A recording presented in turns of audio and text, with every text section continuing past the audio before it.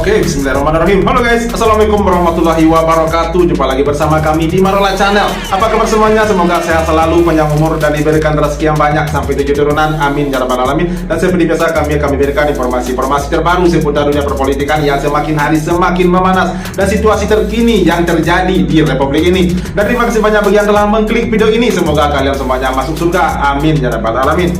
Guys, wow, gempar. Pebakzulan Prabowo Gibran akan segera dimulai. Wah, luar biasa ya.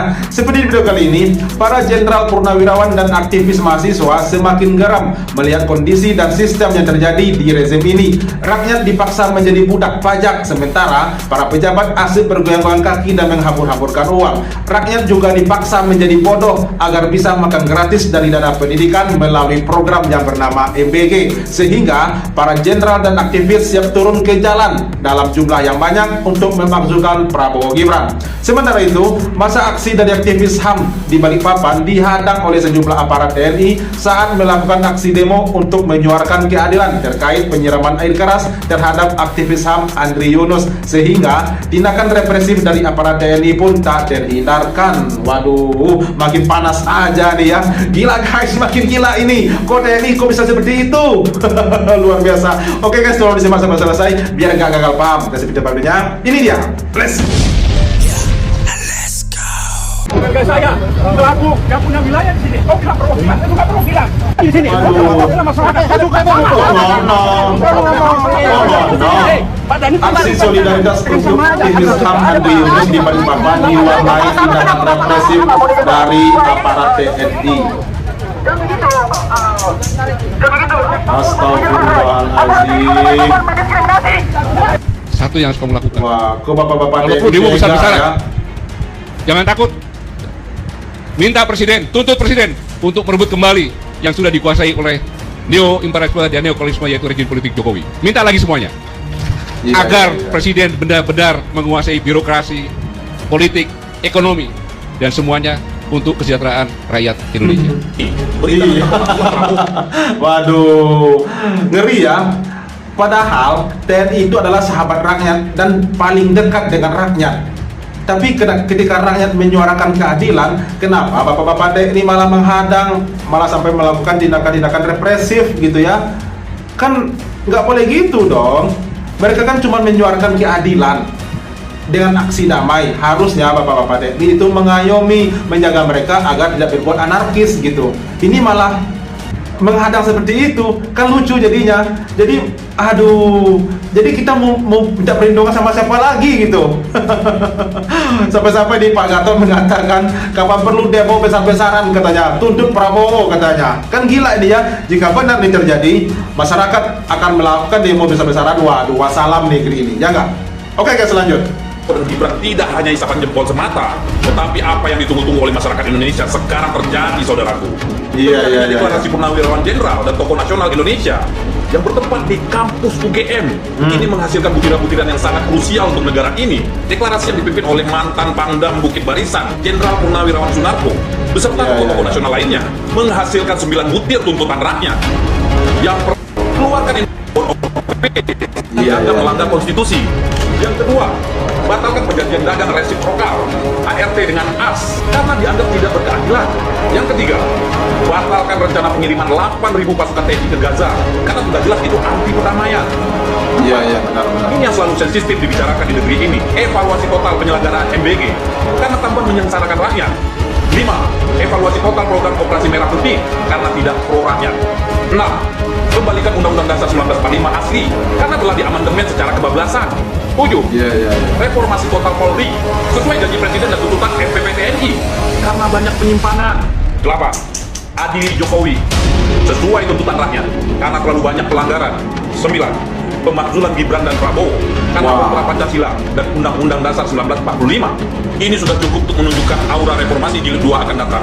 Sepertinya deklarasi purnawirawan jenderal dan tokoh nasional ini sangat disambut baik oleh mahasiswa-mahasiswa di seluruh Indonesia. Deklarasi ini diselenggarakan di sebuah kampus yang cukup ternama, UGM. ini tidak tanggung-tanggung, bahkan langsung direspon oleh seluruh mahasiswa di UGM. Begitu juga dengan mahasiswa-mahasiswa di Jakarta, di Pulau Jawa, dan di Pulau Sumatera, di seluruh kepulauan di Indonesia. Di saat suara rakyat dan mahasiswa tidak pernah didengar, jalan raya akan menjadi saksi sejarah untuk kemajuan Republik Indonesia yang kita cintai.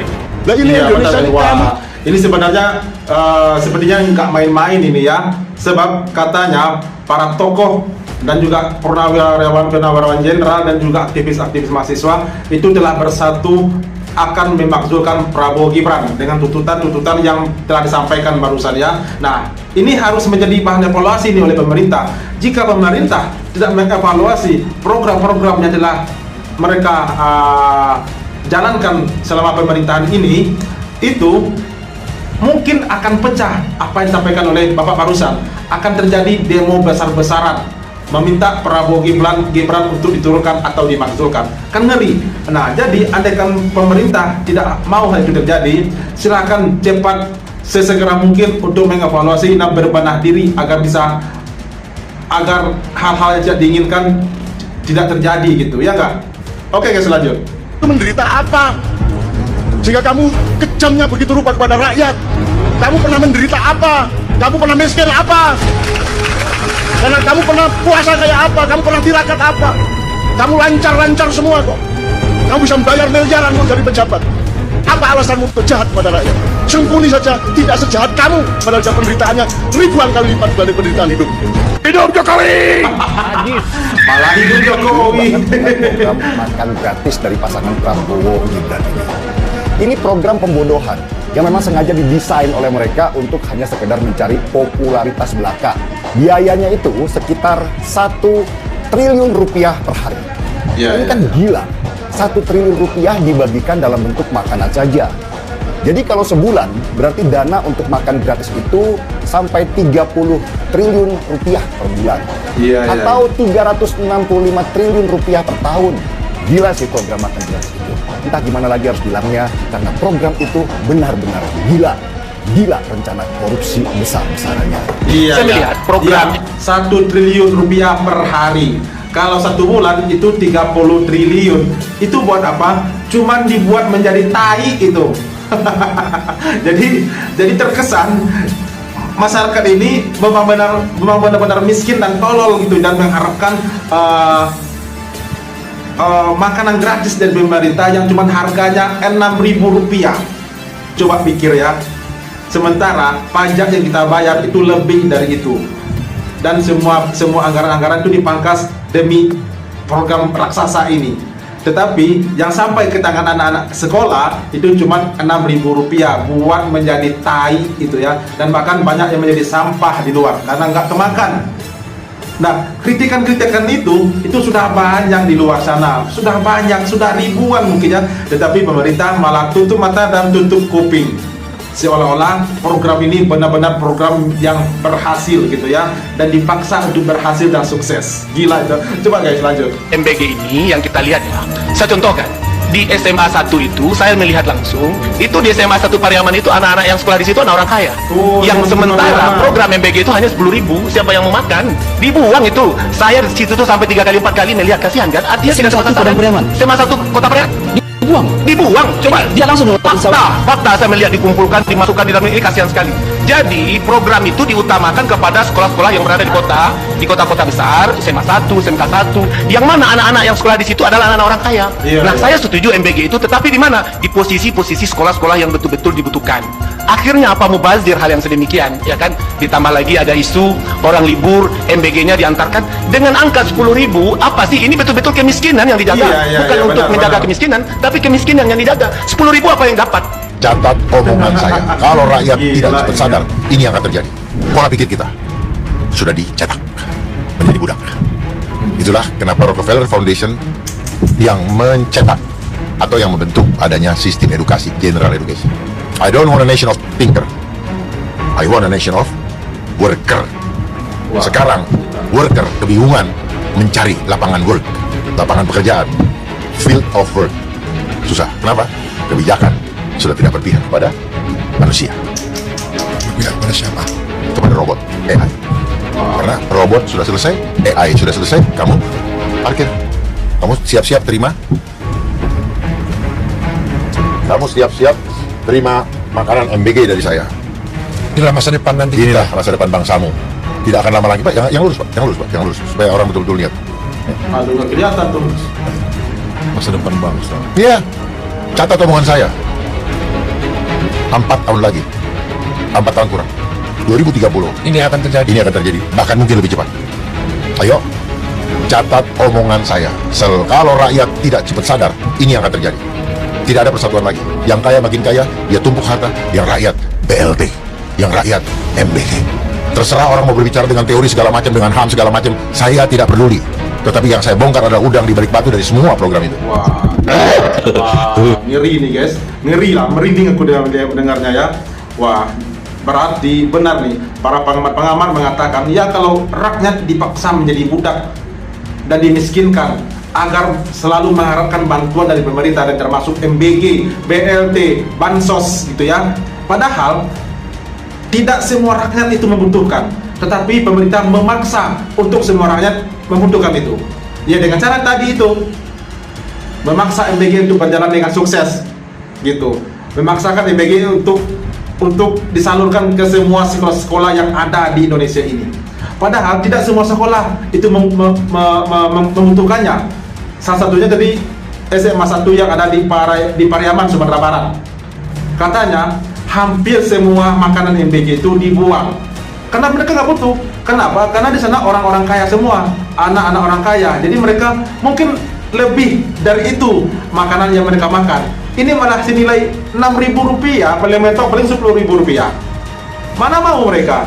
Jadi sisanya mungkin ya udah pasti dibuang jadi sampah atau minimal menjadi tai gitu ya. Nah itulah program-program yang sedang berjalan saat ini. Pembodohan, pemiskinan itu dipelihara agar kita masyarakat tetap miskin dan bodoh oleh pemerintah. Gila kan tuh, ngeri lah pokoknya. Negara apa ini?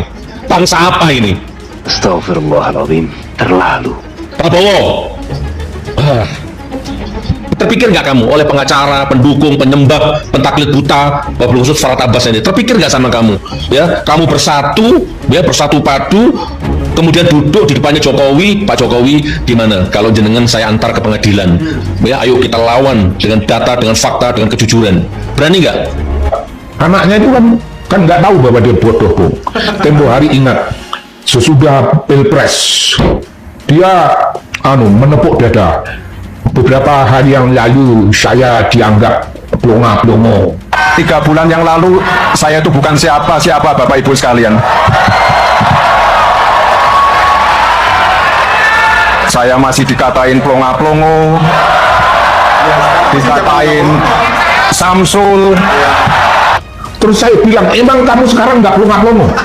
Saya ngomong loh, Bung, memang sesudah kau menjadi wakil presiden kau tidak pelongo-pelongo. Pak disampaikan dulu tidak ada asal susunya tidak dari mana, Mas? Itu sebenarnya susunya yang dibagikan dari mana ya, Mas? Asal susunya kan tempat sebelumnya tidak tahu asal sekali tidak ada. Dah, ya. Kau tetap pelongo-pelongo. Wah, aku bilang gitu. Ya, jadi dia merasa tempo hari gue diremehkan orang, sekarang ayo remehkan gua. Gue tidak pelongo-pelongo lagi. Ya tidak mengatakan itu. Kalian remehkan gue pelongo-pelongo tempo hari. Sekarang gue wakil presiden, kamu mau apa? Iya. Ya, orang yang berpikir tentang kapasitas akademik tetap kau pelongo-pelongo. Ya, aku jadi apapun kau pelongo-pelongo. Tidak akan berubah. Dasar-dasar bawaanmu, bawaan dari awal yang segala macamnya serba kurang, ini tidak berubah. Dalam pangkat apapun tidak berubah. Ketololan tetap ketololan. Iya. Tidak berubah. Oke. Ya itulah akibatnya kalau memiliki pemimpin yang melanggar konstitusi, yang melanggar hukum masuknya. Nah ini yang kita terima saat ini. Arah negara nggak jelas, lalu sistem-sistemnya ini buat juga nggak jelas, dan program-programnya pun juga nggak jelas, tidak berpihak kepada rakyat gitu. Nah inilah kesalahan kita, bukan kesalahan kita juga nih. Ini kesalahan yang menggolkan mereka berdua. Siapa itu kalau bukan MK waktu itu ya, yang meloloskan Gibran, yang sudah terang-terang kan melanggar konstitusi, tetapi malah diloloskan gitu. Dan juga, aduh kalau pikir masalah HAM ya, aduh takut kita ngomongnya. Pokoknya kedua-duanya pelanggar hukum, itulah intinya. Nah itu yang menjadi pemimpin kita. Ya kita yang salah gitu. Ya apa boleh buat, nasi sudah menjadi bubur gitu ya. Dan kita cuma bisa berdoa dan berharap semoga negeri ini tidak masuk jurang, itulah intinya. Jangan sampai masuk jurang atau masuk laut gitu. Oke guys, gimana tanggapan kalian? Tolong sampaikan di kolom komentar. Dan ini dia reaksi kita hari ini. Terima kasih banyak yang telah menonton dan sampai jumpa lagi di video berikutnya. Thank you. Thanks for watching.